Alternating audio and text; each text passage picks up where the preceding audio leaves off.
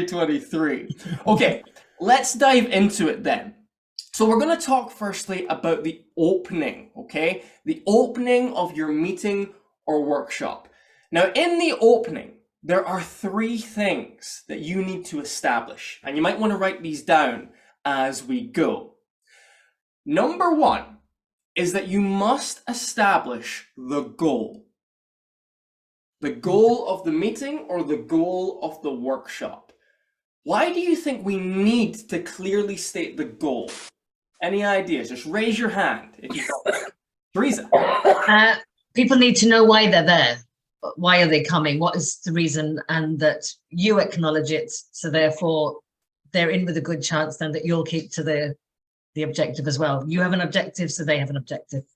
Precisely. And it's clear. There's a reason for them being there. Yeah, precisely. To create that unity towards moving to an end destination. I mean, there's nothing worse. I'm sure many of you have had meetings like this in work, perhaps, where you sit down and no one knows what they're there to do or what they're there to try and achieve. And all you do is waste time. So what you need to do is state up front what the objective is for that meeting.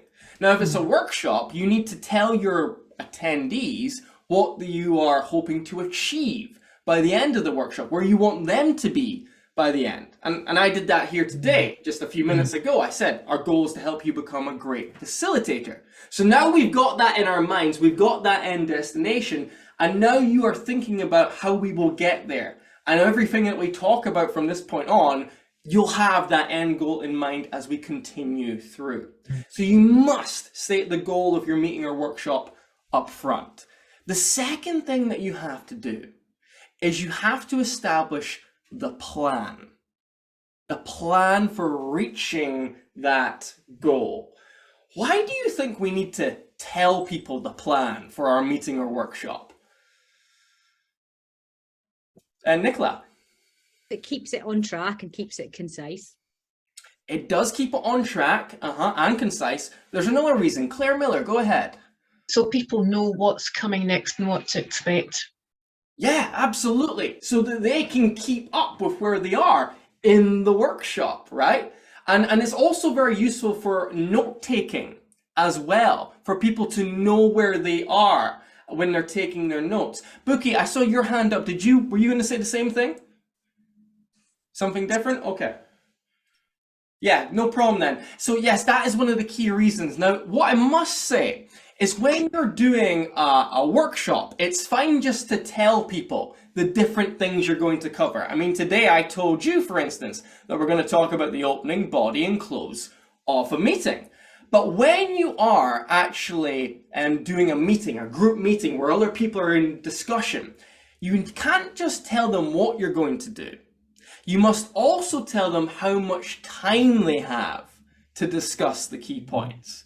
Now, why do we need to do that? Why do we need to allocate time for the key points in our meeting? Why would we need to? Teresa, go ahead. Me again. Like I'll jump in, but because I suppose this is it's to keep it tight, to sort of keep the like a variety of activities, a variety of things happening, so they know at the end of this is how much time. It's not going to drag on. Precisely. We're going to keep. This is what we have to do, and then we're going to do something different.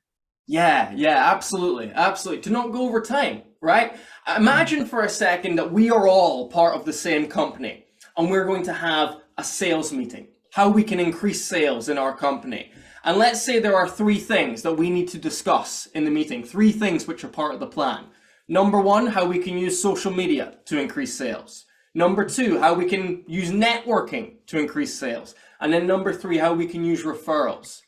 If we don't have any time allocation for those three things, we could spend 30 minutes talking about social media, and then we're cramming in referrals and networking at the end. So if you do have a meeting, make sure you establish the time, and that means blocking time out, giving 15 minutes, for example, to social media, 15 minutes to networking, and 15 minutes to referrals, and then keeping to this. As a facilitator, it's your job to keep that on track as the meeting moves forward. But if you establish that this is the plan in the opening, people will be more likely to be on board and will be more likely to keep to the time. Does that make sense for everyone? Any questions about that? No? Okay. The third thing that you need to establish is the rules. The rules of your meeting or your workshop. So let's take these two scenarios and break them down for a second. A meeting where you are facilitating a discussion between a group. What would be some good rules for that particular setting? Claire? Only one person speaks at a time. I think that would be a very good rule, wouldn't it? I mean, it'd be horrible if 5 people are all trying to talk at once. So if you say that up front, people will be less likely to do it in the meeting. Kathy, I saw your hand up. That's exactly what I was going to say, because it just turns into a riot when everybody starts talking over each other. It does. It does. What other rules would we establish for a meeting specifically? Bookie. How to ask questions? Yeah, that's a good one, right? So how to actually do it. If it's online, maybe you do the whole reaction of raising your hand like this. And if it's in person, maybe you just raise your hand or maybe you butt in. So it's good to establish that up front. What else could we have in our meeting rules? Nicola, sorry, I missed your hand there. Just time to keep people kind of from waffling, just give them a sort of, because you do that quite well, I think, say like you've got 2 minutes or however long, tell me. Yeah. On track. Absolutely, and that kind of goes back to our plan, doesn't it? Of saying, look, we've got this much time for this much time for that, and building it up from there. And what you can do if someone is going overtime is give them the big T, the timeout symbol, right? And that means you're gone over, it's time to move on. How about this? Do you think there should be a rule for this? Yeah. Yeah? Yeah, put it in your bag. Put it in your bag, put it in a different room, right? Yeah. No phones at the meetings can also be another helpful one. And maybe also a rule about everybody contributing so that you don't have people sitting back saying nothing. These are some ideas for group meetings. What about workshops then? So workshops are a little bit different because you as the facilitator are doing most of the speaking in this situation. What types of rules should we have in our workshop?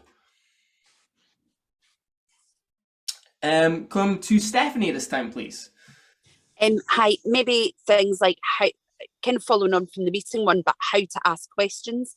Can you ask questions during it, or should they all be kept until the end of the section or the end of the workshop? Love it, love it. So establish up front how you want to take questions. Are they during or are they after, like Stephanie says? That's a great rule right there. Claire, did you have the same or a different one? No, my rule in my workshops are you've got to have fun. Yeah. So Yeah. I like that. Yeah, make that the objective. Yeah, establish that as a theme up front. I love that too. What other rules could we have in workshops? Think about online and offline. Teresa. That everything is acceptable. There's no such thing as a bad question or a stupid question or anything. If it's something in your mind and you think in your head it sounds stupid, ask it anyway. Chances are somebody else will want to know too.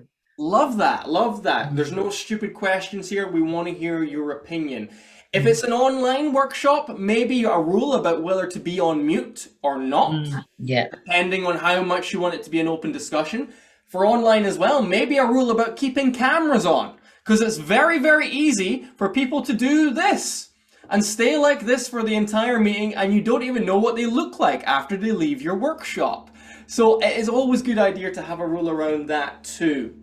And also, the one that I said earlier for this meeting, if you can get involved, get involved. If you want to make it interactive, maybe set that up front as a rule for the audience as well, because they're more likely to do it going forward. But just to summarize then, for the opening of your meeting or your workshop, 3 things that you need to establish. Number 1, the goal, the purpose of why you're there, what you're trying to achieve. Number 2, the plan, so people know where they're going and how much time they have if it is a meeting. And then number 3, the rules that you are stating so that everybody can stay on track and get the most out of the workshop or meeting.